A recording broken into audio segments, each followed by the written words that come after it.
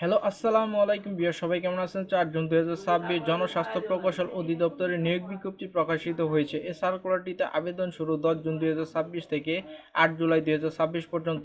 স্থায়ী সরকার, পল্লী উন্নয়ন ও সমবায় মন্ত্রণালয়ের স্থায়ী সরকার বিভাগের অধীন জনস্বাস্থ্য প্রকৌশল অধিদপ্তরের নিম্নবর্ণিত রাজস্ব বা অস্থায়ী রাজস্ব খাতভুক্ত পদে নিয়োগের জন্য পদের পাশে বর্ণিত শিক্ষাগত ও অন্যান্য যোগ্যতা এবং নিম্নবর্ণিত শর্ত সাপেক্ষে বাংলাদেশের প্রকৃত স্থায়ী নাগরিকদের নিকট হতে অনলাইনে আবেদনের আহ্বান করা যাচ্ছে। অনলাইন ব্যতীত কোনো আবেদন গ্রহণ করা হবে না। পদের নাম: অফিস সহায়ক, পদের সংখ্যা 280 জন, বেতন হচ্ছে 8,250 টাকা থেকে 20,010 টাকা, বয়স হচ্ছে 18 থেকে 32 বছর, শিক্ষাগত যোগ্যতা মাধ্যমিক স্কুল সার্টিফিকেট অর্থাৎ এসএসসি পাস করতে হবে এই পদটিতে আবেদন করার জন্য। আবেদন ফর্ম পূরণ ও পরীক্ষায় অংশগ্রহণের ক্ষেত্রে নিম্নবর্ণিত শর্তাবলী অবশ্যই অনুসরণ করতে হবে।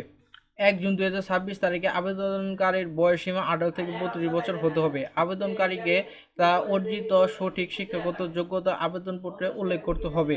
অর্জিত শিক্ষাগত যোগ্যতা গোপন রেখে পরবর্তীতে তা প্রকাশ করে পদোন্নতি বা অন্য কোনো বৈধ সুযোগ সুবিধা দাবি করলে তা গ্রহণযোগ্য হবে না। সরকারি, আধা সরকারি, স্বায়ত্তশাসিত প্রতিষ্ঠানে চাকরিরত প্রার্থীগণকে অবশ্যই যথাযথ কর্তৃপক্ষের অনুমতিক্রমে আবেদন করতে হবে। চাকরির আবেদন ফর্মে সর্বশেষ শিক্ষাগত যোগ্যতা সহ সকল শিক্ষাগত যোগ্যতা উল্লেখ করতে হবে। নিয়োগের ক্ষেত্রে সরকারের বিদ্যমান কোটা পদ্ধতি প্রযোজ্য ক্ষেত্রে পরবর্তী বিধিবিধান অনুসরণ করতে হবে। লিখিত মৌখিক পরীক্ষায় অংশগ্রহণের জন্য কোনো টিএডিএ প্রদান করা হবে না।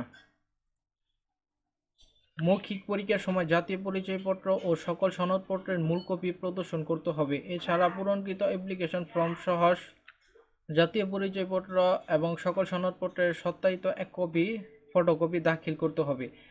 এ নিয়োগ বিজ্ঞপ্তিতে বর্ণিত শূন্য পদ পূরণে জনস্বাস্থ্য প্রকৌশল অধিদপ্তর নিয়োগ বিধিমালা 2024 অনুসরণ করা হবে। নিয়োগকারী কর্তৃক বিজ্ঞপ্তিত উল্লেখিত পদের সংখ্যা হ্রাস বৃদ্ধি, বিজ্ঞপ্তি সংশোধন, বাতিল করার অধিকার সংরক্ষণ করেন। লিখিত ও মৌখিক পরীক্ষার সময়সূচি এই ওয়েবসাইটে আপনারা পেয়ে যাবেন।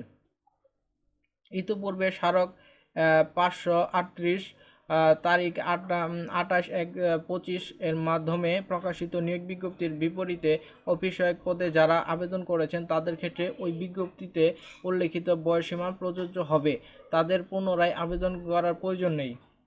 অর্থাৎ আপনারা যারা এই তারিখে আবেদন করছেন এর আগের নিয়োগে, তারা এই সার্কুলারটিতে আবেদন করা লাগবে না। অনলাইনে পূরণকৃত মুক্তিযোদ্ধা, শহীদ মুক্তিযোদ্ধা, বীরাঙ্গনা, ক্ষুদ্র নৃগোষ্ঠী, শারীরিক প্রতিবন্ধী ও তৃতীয় লিঙ্গের কোটা প্রার্থীদের দাবি না করলে পরবর্তীতে নতুন করে কোনো কোঠার প্রার্থী দাবি গ্রহণযোগ্য হবে না। অর্থাৎ আপনার যদি কোঠা থাকে তাহলে আপনার অনলাইনে সেটা করতে হবে, একটা টিক অপশন আছে, ওটা আপনার পূরণ করতে হবে।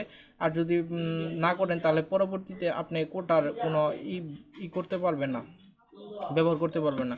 কোনো প্রার্থী যদি ফৌজদারি আদালত বা আপনি যদি কোনো কর্তৃক নৈতিক স্বজনজনিত অভিযোগে দণ্ডিত হন কিংবা কোনো সরকারি স্বায়ত্তশাসিত প্রতিষ্ঠানের স্থায়ী কর্তৃপক্ষের চাকরি থেকে বরখাস্ত হয়ে থাকেন, উত্তরোত্তর বরখাস্তের পর 2 বছর অতিক্রান্ত না হয়ে থাকে, তবে তিনি আবেদন করার জন্য যোগ্য বলে বিবেচিত হবেন না। তবে তথ্য গোপন রেখে আবেদন করলে বিধি অনুযায়ী আইনত ব্যবস্থা নেওয়া হবে।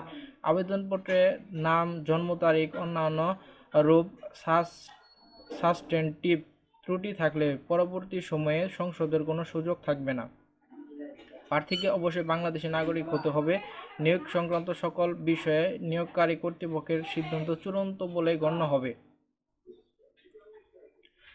আবেদনপত্র পূরণ সংক্রান্ত শর্তাবলী এই ওয়েবসাইটের মাধ্যমে আপনাকে আবেদন করতে হবে। আবেদনের সময়সীমা: অনলাইনে আবেদনপত্র পূরণ, আবেদন ফি জমাদান শুরুর তারিখ সময় 10 জুন 2026 সকাল 10টা। আবেদনপত্র পূরণের শেষ তারিখ ও সময় 8 জুলাই 2026 বিকাল 4টে পর্যন্ত।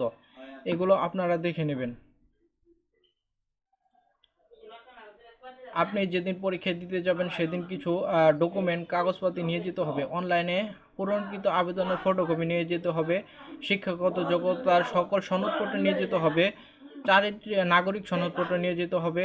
কোঠার দাবি সমর্থনে বিশেষ নীতিমালা অনুযায়ী যথাযথ কর্তৃপক্ষ কর্তৃক সনদপত্র সত্যায়িত ফটোকপি নিয়ে যেতে হবে। এরপর আপনার চারিত্রিক সনদপত্র নিয়ে যেতে হবে। জাতীয় পরিচয়পত্র, জন্ম নিবন্ধনের সত্যায়িত অনুলিপি নিয়ে যেতে হবে। সদ্য তোলা সত্যায়িত রঙিন ছবি নিয়ে যেতে হবে।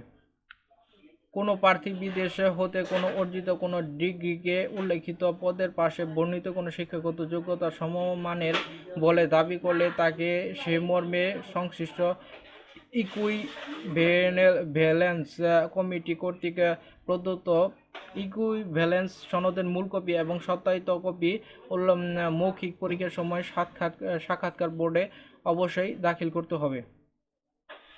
এই ছিল আজকের নিয়োগ বিজ্ঞপ্তি। আপনি যদি এই 3টা পৃষ্ঠা পেতে চান তাহলে অবশ্যই জব বার্তা 24 বিডি ইউটিউব চ্যানেল এবং ফেসবুক পেজটা ভিজিট করবেন, তাহলে আপনি এই 3টা পৃষ্ঠা পেয়ে যাবেন। আপনি যদি জব বার্তা 24 বিডি ইউটিউব চ্যানেলে নতুন দর্শক হয়ে থাকেন তাহলে অবশ্যই চ্যানেলটা সাবস্ক্রাইব করে নোটিফিকেশন বেলটা অল করে রাখবেন। যারা এই ভিডিওটি ফেসবুক পেজ থেকে দেখছেন তারা অবশ্যই ফেসবুক পেজটা ফলো দিয়ে রাখবেন। ডেসক্রিপশনে ফেসবুক পেজের লিঙ্ক দেওয়া আছে, ওইখানে যে আপনি ফেসবুক পেজটা ফলো দিয়ে রাখবেন। ভিডিওটি ভালো লাগলে লাইক করতে ভুলবেন না। ধন্যবাদ।